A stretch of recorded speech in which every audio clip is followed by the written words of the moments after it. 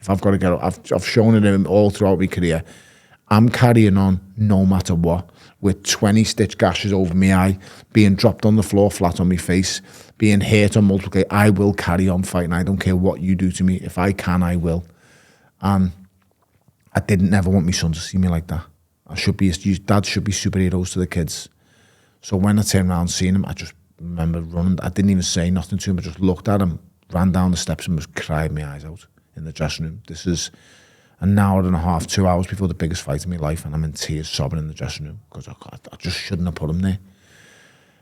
Dave couldn't believe it. Dave's head's gone now. My little coach, Dave Calder, little legs, and then my team just are like trying to get round me, and they're just like, I'm just like, I don't know how I got myself together. You must be so proud of yourself when you look back at all of those things, like the pressure of the occasion, the football club, the kids. I guess it shows you, you know, that you have got a big set of bollocks, that you can perform under the most highest level of stress. And you who knows, if you didn't have those stressful things on the line, that poignant moment where you see your son, it may have gone the other way. You've obviously proved that you perform better the more stressful the situation is. Yeah, I think I look back at my life and think chaos. I've been surrounded by chaos and I've done well in it. And when things are calm and then when things are easy, I don't do great because I take things for granted. So, yeah, it's a fair point. I've never looked at it like that. But with you pointing it out, yeah, it makes sense. It's just, that was a really difficult moment. I mean, that 20 minutes in that dressing room and I remember the lads telling everyone to get out. When they see me in tears in the dressing room, just leave the dressing room. And other lads were warming up and stuff like that. And I was inconsolable for a bit. That it got me head around it, and I thought, you hear fighters always saying, I do it for me family, I do it for this, and I do it for me missus, and I didn't. I done it for me. Yeah.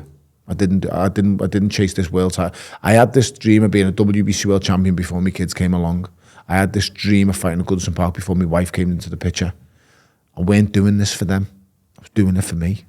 So that's where I got my head back around on it. I don't care about anything else. I was so selfish when I was in camp. I'm a bit ashamed now, and it's very shameful to look back. I've gone into fighting thing. I'm willing to die here. I've got 3 kids in the house. I'm willing to die literally to win this fight. What kind of maniac is willing to do that, knowing you've got 3 kids depending on you in the house? But I was every single time. So you're champion of the world. You've realised the dream. Yeah. I mean, it's remarkable. It is what, you know, you talk about you getting into acting, what films are made of. You felt when you win that world title, when you win that world title, when you had your hand raised, when in that world title fight, the emotions are nuts. Like the first round, I'm cruising, I'm flying, and I'm hitting him. I've hit him to the body, he's made the noise. I've whacked him good out of the body. Then out of the blue, he just turns the left hand over, snaps me nose, and drops me, flattens me. I'm on my back. I only remember the end of the first round and Dave Caldwell, little leg, saying to me, you got greedy, screaming at me in that fucking Sheffield voice. And I just thought, I know I'm a fat bastard naturally. Of all the times to call me greedy, you don't do that in the corner at the end of the first round. I've just been flattened. The truth be known, I actually thought I knocked Ilunga Makabu out in the second round. Really? I don't remember the second round. It's gone from my memory. I was concussed. Wow. I got through on autopilot. Whatever Dave said, or I don't know. I'll never know. I don't even know what he said to me at the end of round 2. The next thing I have that in my own memory is I've hit him in round 3. I don't remember the whole of round 2 or the end of round 2, the in between. I just remember hitting him in round 3. I touched him with the left hook on the top of the head. I chased him. And then I hit him with a punch that would have knocked the horse out. I hit him so hard. Like he was out for 5-10 minutes on the floor, unconscious, fast asleep. But the relief I felt, as you know, the relief of, do you know what the first thing that comes to my mind was? I'm not a bullshitter. I've done it. The British, Commonwealth, European, WBC World Champion at Goodison Park. I've done it. It's over. At first round, we sit down with the biggest names in boxing and we keep it real. No fake drama, no clickbait, just the best names telling their story. If you want to see boxing done the right way, hit subscribe. It helps us grow, and it means we can keep bringing you the biggest and best boxing content. Thank you, and now let's get back to the episode. Like I say, you had 2 fights in the States, then it's a big one. You're in Atlantic City, Doug DeWitt, WBO middleweight world title. Yeah. What are your memories building up to that? First off, how did the fight come about, fighting for a world title? Can you remember? I remember I was working with Bob Arum at the time, and an opportunity just come up. It just come up just like that. Did it take a bit of, you're in the States, because it's very difficult when you're in the UK and you had that profile, you're selling tickets, etc. But it is a bit of a stress, right? Trying to fill venues. Yeah. Did that take a bit of a load off being out in the States? You didn't have to worry about that side of it. All you had to do is do your training, get the wins. Yeah, you know what it is, because I was trying to rebuild my career, Darren. I never really thought about selling tickets. Never. Even when I was in England, I never worried about selling tickets. Never. I just had to go out there and do what I had to do. And then the public picked up on that and liked what I'd done, and that was it. The rest was history. World champion. It was so funny being world champion. You can't think, mate, I just wanted Southern area. You got to understand, first of all, the WBO wasn't recognised. Remember, the English didn't recognise the WBO. Yeah, but that was it. That's when I ripped up my license on TV. That was it. Yeah. Screw you. And that was it. That was it, mate. And look where the WBO is now. But so I was the first one to bring the world title since Alaminta. A mecca for British boxing middleweights, Atlantic City. Yeah. 23 years later, from you winning it, there was another British boxer that won his world title there. Could you tell me who it is? Well, why do you put that on me now? Oh, no, not him. Who? No. I thought you were going to say Chris or something. No. Okay. All right.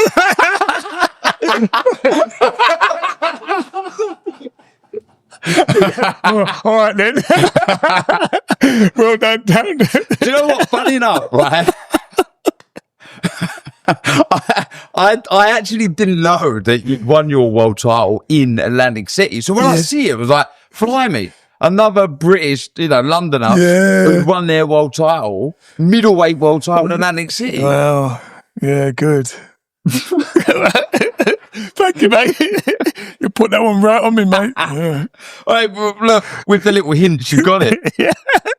But what a buzz. Like, what a buzz, sort of realising. I guess it, like, from what I'm hearing from you, it wasn't really a dream anyway, but you've sort of achieved this special something. Going away from home, you're in the big league now.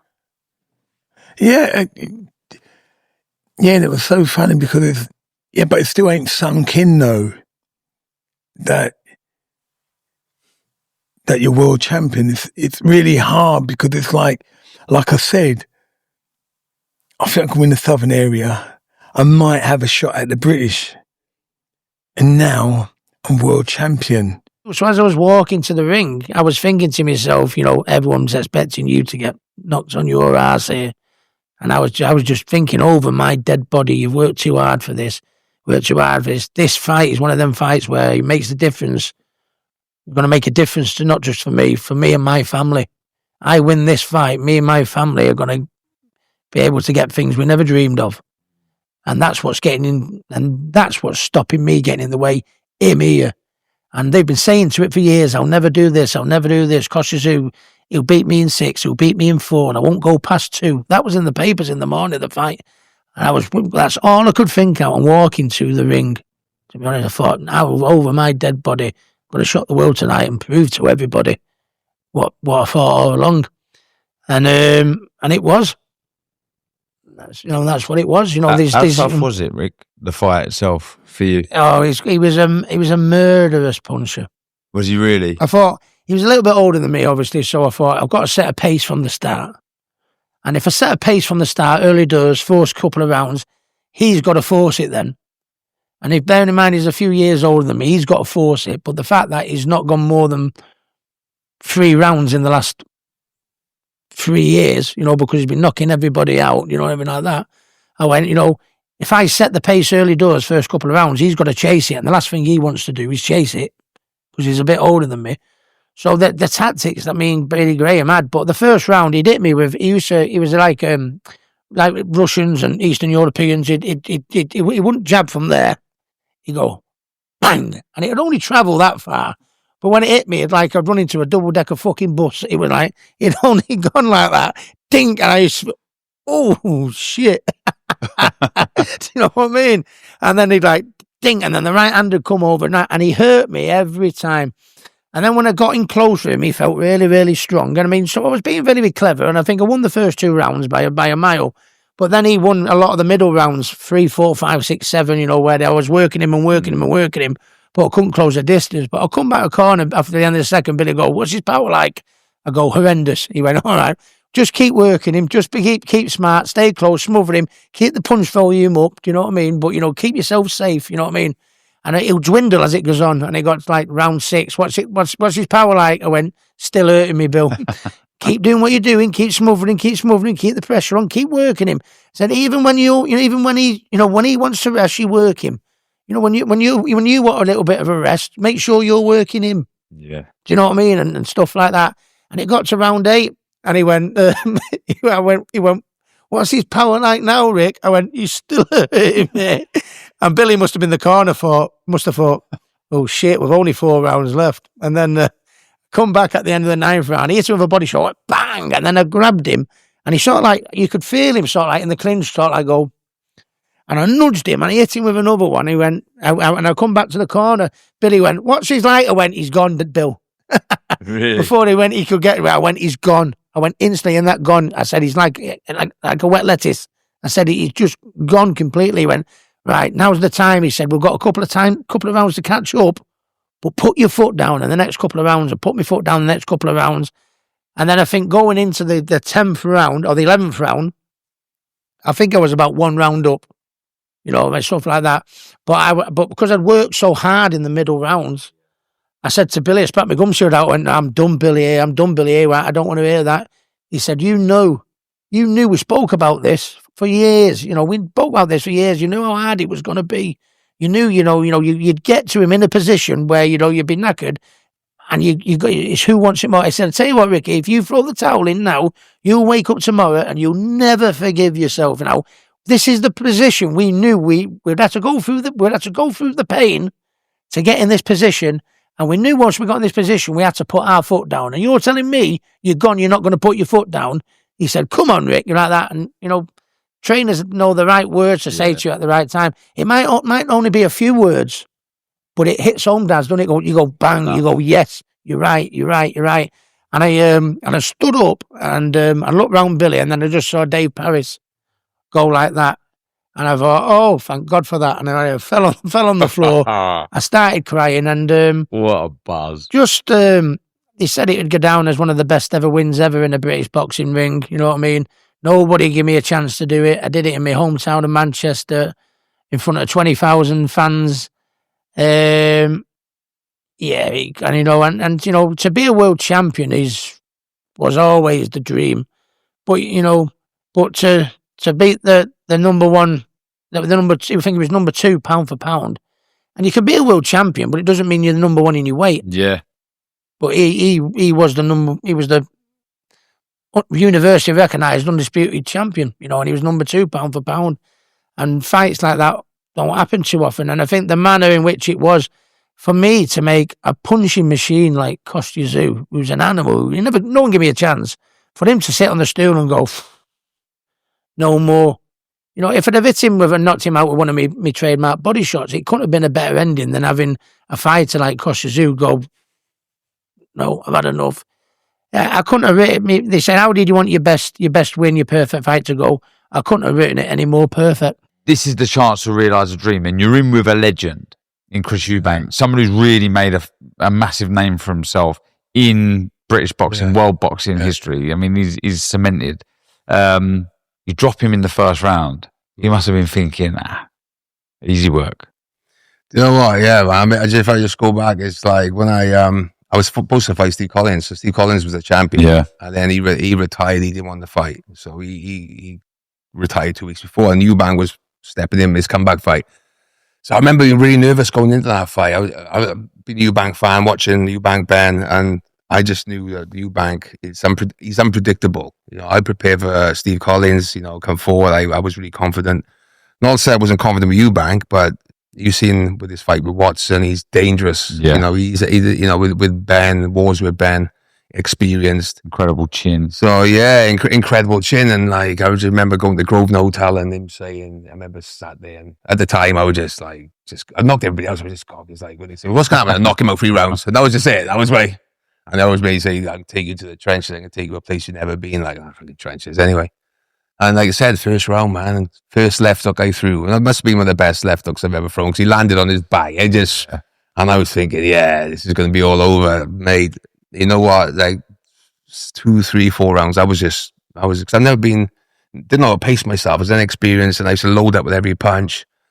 That's by far the most tired I'd ever been in my life. Oh, I was exhausted, man. He said what he lived up to what he said then. He took you to the trenches. He did take me to the trenches. And I learned so much in that fight, more than all the 21 fights beforehand, because I really had to dig deep that fight. That was a tough fight. I was in the trenches. What a buzz though. Like, what was the immediate aftermath, like winning that fight? You've done what you set out to do. And you've beaten a legend in Chris Eubank. You know, what was you thinking back then? It's do you know what? It takes a while to sink in, you know. But I think, like with me, I always wanted to be undisputed champion. I think Robin Reed was WBC champion at the time, so I'm just like, I won the WBO, and now I want to go for the other belts. And you realize that's not the way it works, man. You know what I mean? You got to build up your profile and everything else that goes with it. But yeah, it was amazing, you know, to be a legend like Chris Eubank. It's such a tough fight, and you know, my dad lifted me up. He's a beautiful, and it was a great bill. You know, you had Nazi Mohammed on the bill. I think John Nelson Box, Ryan Rhodes. I think it was called the Full Monday. It was you know, a great show, man. It was really proud, you know, for me and my family and my dad. It's great. Mad, 21 defenses. That is, do you know what number that is in the whole of boxing? Most defenses in all time fighters that have made most world title defenses. Do you know where you're ranked? In the top 5, is it? 6. You're number 6 in the whole of boxing. Wow, how incredible is that? It's great. It's not number 4 though, is it? See, there's that competitiveness though. It's a ping pong. In the whole of boxing, that's amazing. I'm joking. You reigned. That's amazing. For, I think, a bit longer than I was a pro. You was world champion for longer than I was a professional. How mad's that? Wow. No, it's just... That's amazing. Do you ever think to yourself, flipping it? No, it's mad. I don't really think about it now. It's mad. It's like a past life, man. It's really strange. People have to remind me. I think, wow, it was an amazing journey.